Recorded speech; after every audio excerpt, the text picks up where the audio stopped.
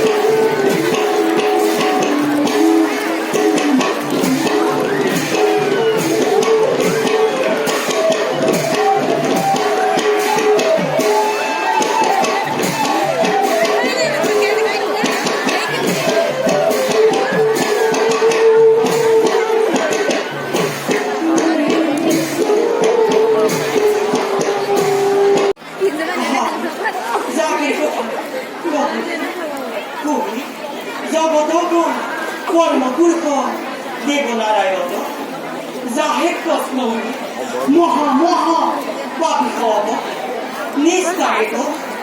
করি ভগবন্ত করি কমলমধ্যে রমস করিয়া তাকে অবধান দেখ এ কোন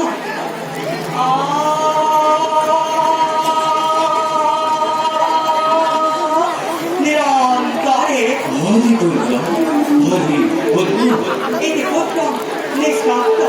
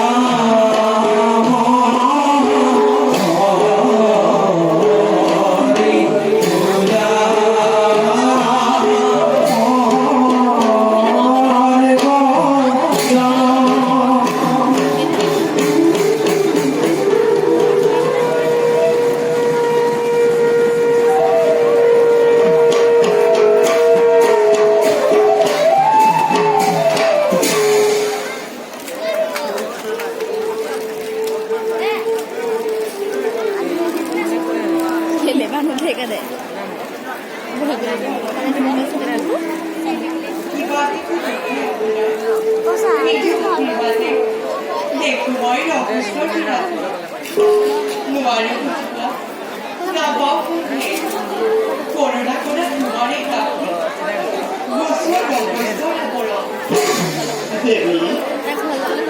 নখানি দায়ী তুমি তুমি যে মোর অর্ধাঙ্গিনী রহস্য মন্ত্র বিগত মানবে বিখা অহংকরণ উন্মত্ত হই পাপ নকরি বিচার নিজ মৃত্যুর পথ নিজেই রচনা করা দেখি সবসময় মই হইছো সংসার কিয় মানুহ মানুহে কৰে দুদিনীয়া সংসাৰত নতুন জীৱন আচৰণ তত্ত্ব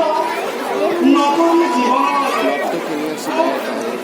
পথ কন্যাৰ নকৰি বিচাৰ নিজ মৃত্যুৰ পথ নিজেই ৰচনা কৰিছে দেৱী কিয় মানুহ নলগে এনেকুৱা অনুভৱ কৰে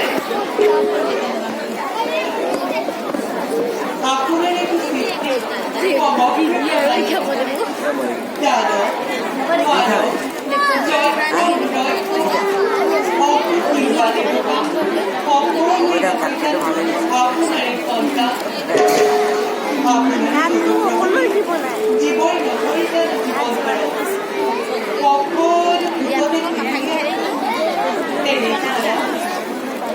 আদৰি কৰা অৱসৰ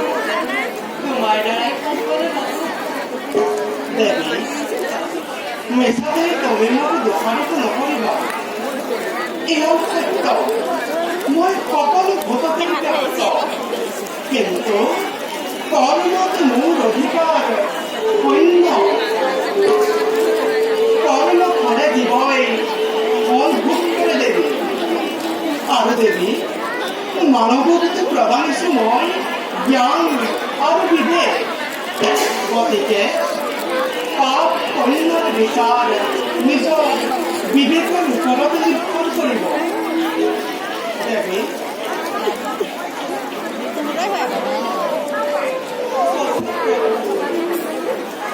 তোমাৰ প্ৰকৃতপক্ষে প্ৰকাশ জীবন বাস্তব হচ্ছে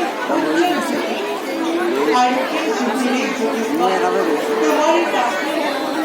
আইনসমান তোমাৰ মুখোমুখি প্ৰভাবিত হয়ে মোৰ দেহৰ পীড়াই শীতল কৰিব মন প্ৰাণ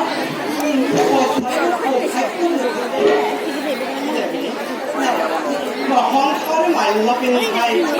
প্ৰেমৰ জোৰেৰে বন্ধ কৰি ৰাখিছা তুমি মোক মাজত কিন্তু দেৱী এয়া যে কৰ্তব্যত অগ্ৰসৰ হোৱাৰ সময় মধ্য লোকত ঘটিছে অসন্তৰ দেৱী নুবুজিলো না কৰ্মমত তোমাৰ কথা কিবা অসন্তৰ ঘটিছে মধ্য কোনে ঘটাইছে অসন্তৰ দেৱী কৰ্তব্য কৰা বৰ মহস্পতি ৰাজ্য অত্যাচাৰ অনাচাৰ মন্ত্ৰ বলে শোষণ উৎপীড়নে মূৰ্খ সহজ সাধুৱে সাধুসকলৰ ঘুমটি কাটি অশান্তিৰ বীজ সিঁচিছে ধৰা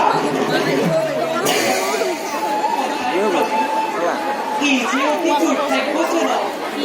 ৰজাবোৰ পৰে দুষ্ট এনে অত্যাচাৰ পঞ্চসকলৰ দুৰ্গতি নৱসী পৰাণী সেই সূত্ৰপাণী ই হ'ব ইয়াৰ উপায় তোমাৰ ভক্ত হ'ব জানো নগৰা উদ্ধাৰ দেৱী মোৰ ভক্তসকলৰ উদ্ধাৰৰ বাবেইতো মই যুগে যুগে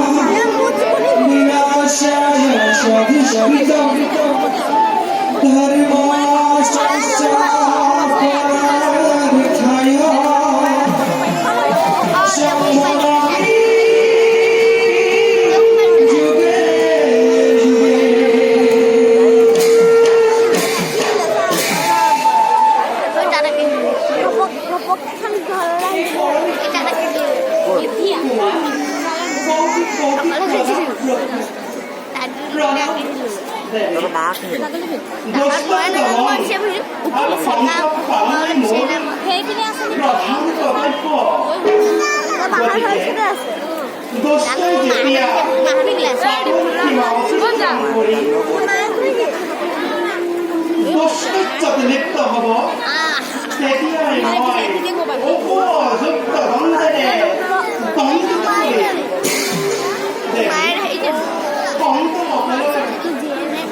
উপেক্ষাটো মই কৰিব নোৱাৰো মই যে সদা সৰ্বদা ভক্তৰ অধীৰ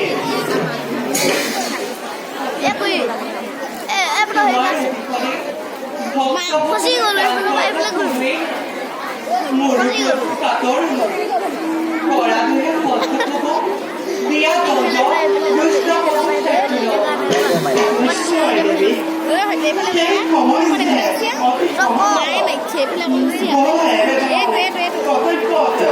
কৰ্তব্যত